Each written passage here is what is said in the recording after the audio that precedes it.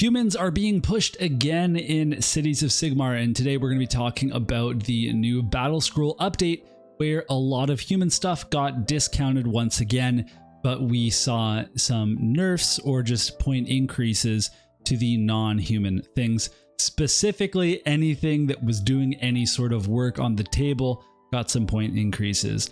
So let's start talking about it and just kind of go through the point changes, and then we'll talk about some implications and other things that we might think of. So first of all, on the first screen, you can see a lot of green. And the very first thing that I want to talk about is possibly the most important part of the battle scroll update, which was that a lot of factions saw an increased ability to build lists more easily. And the way that that came through in Cities of Sigmar is that Tahlia Vedra, Lioness of the Parch, can now take any Cities of Sigmar in her regiment. That means that she can take elves. That means that she could take dwarves. If you really wanted to take a cheeky gyrocopter, you now can. And I think this is a really amazing change, and it's something that honestly people had been asking for a while. For the casual Cities of Sigmar player, this is going to be a really cool way to get some pet units into your lists without having to get a dedicated hero from that race into the list, and I think that's cool.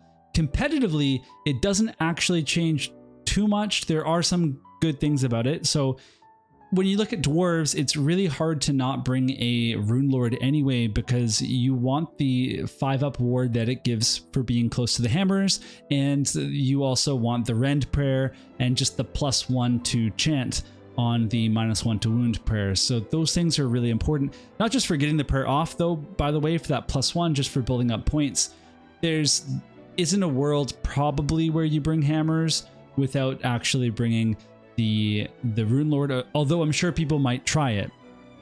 The one area that it does help out is possibly bringing some elves, because the sorceress is not as key a piece as the Rune Lord is for the dwarves. So skipping a sorceress, which is now 130 points, is, you know, an option. That's now an option, but that means you're bringing Tahlia instead. So you're actually going up like 150 points from the sorceress, and you don't have a one cast wizard anymore. You still need to replace that, whether that's with a battle mage or with a Alchemite Warforger, depending on how many humans you're bringing. And so really, even though this is a very thematically important change and a really cool change, it actually doesn't, like, meta-wise, I don't think it changes too much. Although if you are going mono-human and you are running Tahlia, then you do have options of teching things in like Dark Riders, or just bringing in, you know, if you want real ranged power, then you could bring in some dark shards, etc. And that's like a plan where you were already planning on bringing in Tahlia, not, you know, thinking, well, now I can just bring Tahlia instead of a sorceress, because points wise, that's actually going to be really hard to achieve. And we'll see that in just a second here. So otherwise, lots of green, and it's all human. So Battle Mage on Griffin went down 20 points. The Free Guild Cavalier Marshal went down 20 points. And then 20 for the Griffin, 20 for the Ogre Warhawk, 30 for Zenestra, who started at 240 this edition, so clearly hasn't been performing. And then another 30 down for Tahlia Vedra. So that's all the green on this page.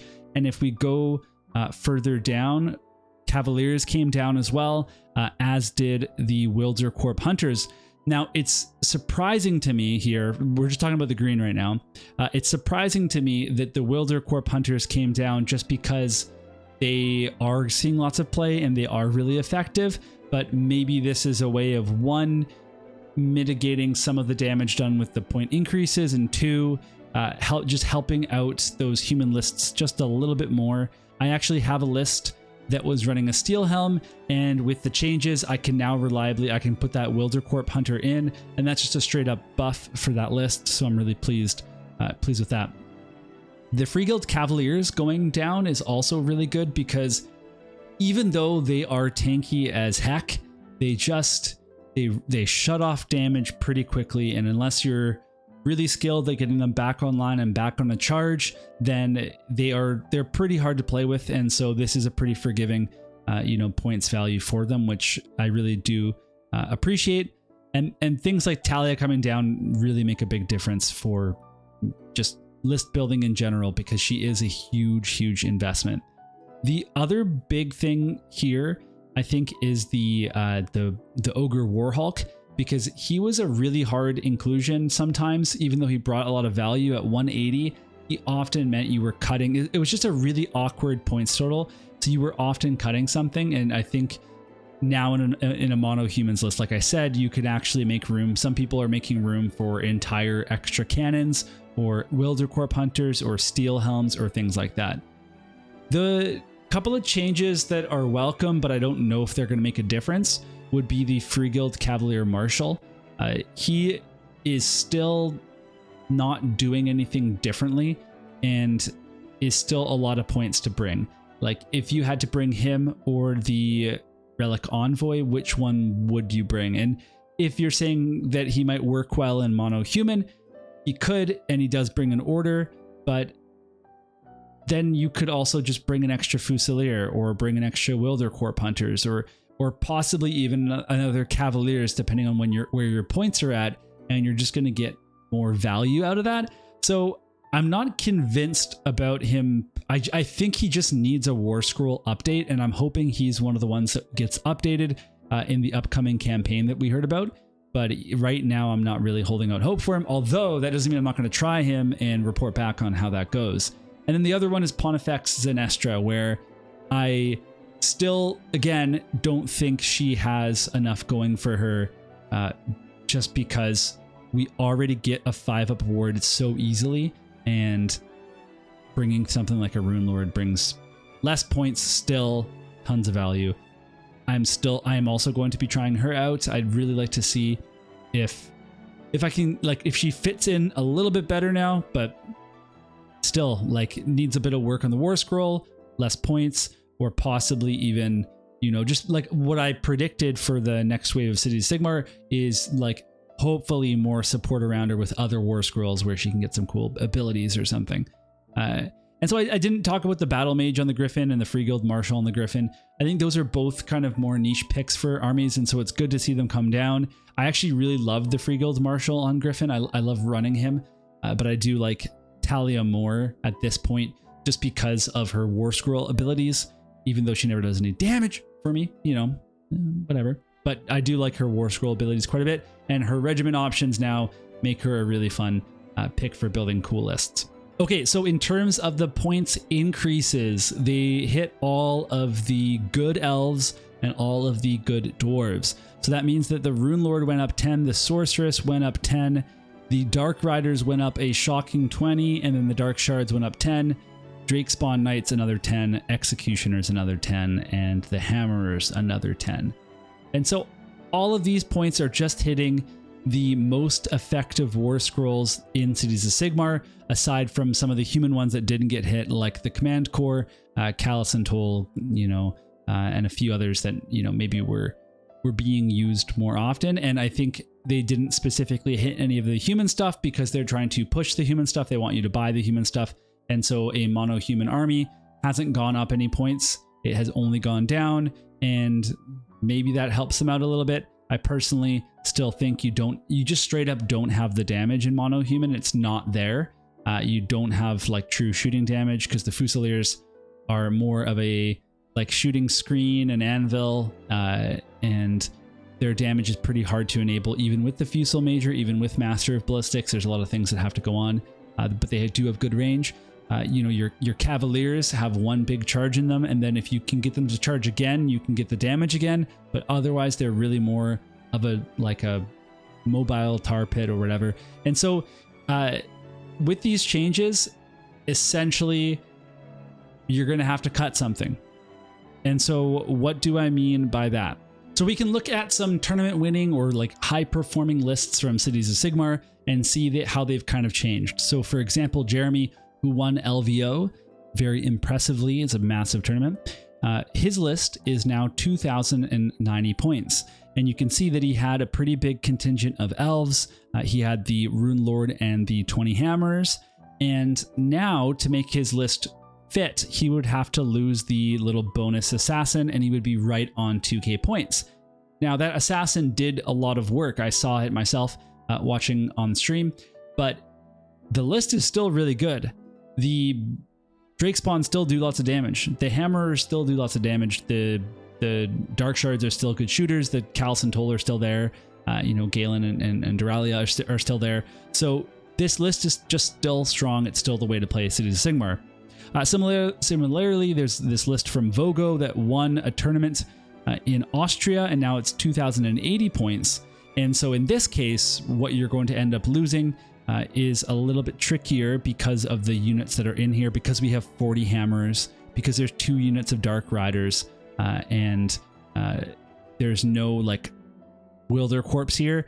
This is going to be a harder list to figure out because you take out, for example, you could take out both Free Guild Fusiliers and lose a whole component of this list, and then you would put in like 1 Wilder Corp Hunters and you'd have a Tactic Getter and a little bit of shooting, but it wouldn't be the same. Or you could have like just 1 of the Free Guild Fusiliers, but not both. But that is a bit of a change. But at the end of the day, all of the main things are still there. I mean, you have the Dark Riders to get your tactics. You have the Hammers to do your damage. And if you have to lose just 10 Fusiliers, like it's not changing the list massively. We also have an Italian list that had 40 hammers. It had 2 Rune Lords, and then Galen and Duralia and Callus and Toll, and also the Sorceress and 10 Drake Spawn Knights. And so this list is now 2,070 points. And this one, you just simply lose 1 Wilder Corp Hunters. And so a little bit less availability to take the flanks, possibly, unless you're going to go put Galen up on one of the flanks, or maybe you're going to try to get it later with Callus and Toll or something, you know, depending on the order there. And so this list still does everything it was going to do, because it has it's only going to lose 1 Wilder Corp Hunters to be compliant with the new points. And then there's another one from Dylan, who came second at a tournament, and his list is now 2,070 points. And this one's a little bit trickier just because of what he had in the list, but he had sorcerers with Dark Riders and Executioners and 20 hammers and the Rune Lord and stuff, and the Galen and the Callus and Toll. But what's tricky here is that if you take out a Free Guild Cavalier or a Free Guild Command Corps, then you actually still have I think it's like 80 points or something like that. Like taking one of those up doesn't actually free up any points for a unit. There's no way to put in another unit. So this one is more of a revamp of like figuring out how you can make the most of those points. This list, even if you took out the Free Guild Cavaliers, could still do well. Like I don't think that there's a reason that it couldn't. So that brings me to my next point. So I've mentioned, I think, several times on my videos that I really enjoy my time in the AOS Coaches Discord in the Cities of Sigmar channel. There's a lot of good information there. And one of the people that I've learned a lot from is somebody named Azri. And they had a wonderful comment on the kind of the battle scroll overall that I'm going to share here. So I'd like to thank him. Thank Azri for, letting me. I didn't even ask him, to be honest, but I'm going to share what you said, and I really hope that's okay. And so he said, let's rip this band-aid off. This is not a balanced fix for Cities of Sigmar. The only change that actually improves the army is the Tahlia Regiment change.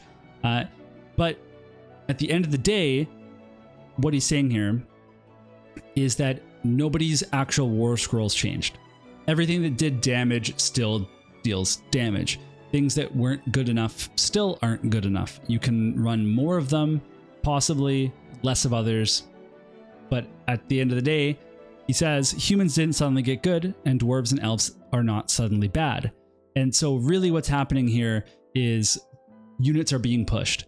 And I also saw somebody say that, well, we might see dark elves untouched or dark elves even discounted in some areas to try to push them because then they're coming out of the book. Well, they got hit too, so maybe they are staying in the book. I don't know. Well, that's for all of us to speculate on.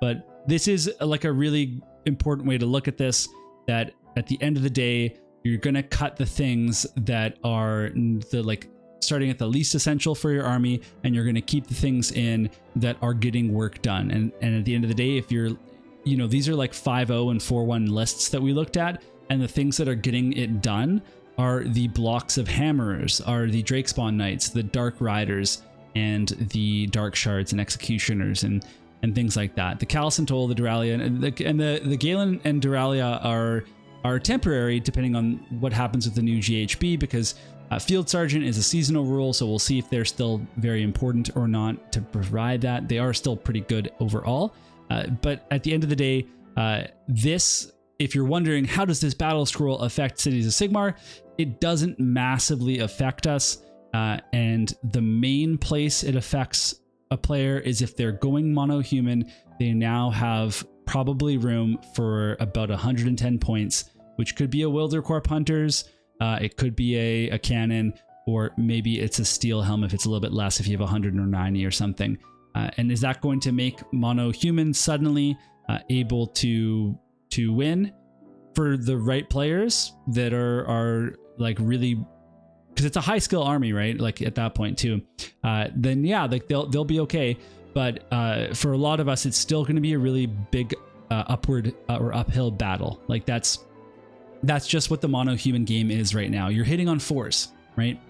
You're wounding on 4s most of the time, and that's really, really hard to find success with, especially when your rend is 1 and your damage is 1. Most of the time as well. Now that doesn't mean I'm not going to try it, and that doesn't mean that we're not going to have some fun. And with, again, like when we're using Tahlia, doesn't mean we're not going to bring some fun little experiments or little bonus units of elves or dwarves with us.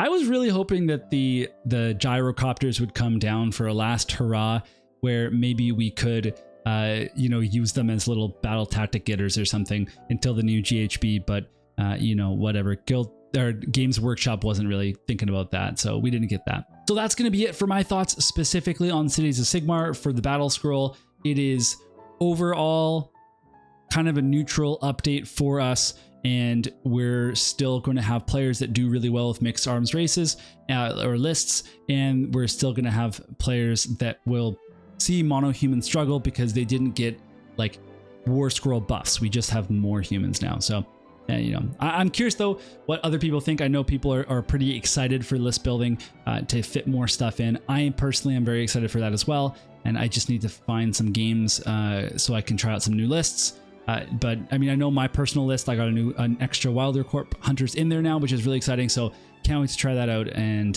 report back to you all. So hopefully we'll have some sort of battle report video in the next few weeks as soon as I can get a game and find some time for that. And otherwise, just let me know what you think about the battle scroll, and also what other content you'd like to see on the channel, because I am going to keep working on some should you play faction videos, and I'd like to do some beginner guides to different things like the movement phase, the shooting phase, the chart. Like I would just go through each phase in a video and make some videos about that as well. So that's all on my planning. I got a whiteboard right over here. It's all on there. And we'll see what I can get done in the next few weeks or months. All right. Goodbye, everybody.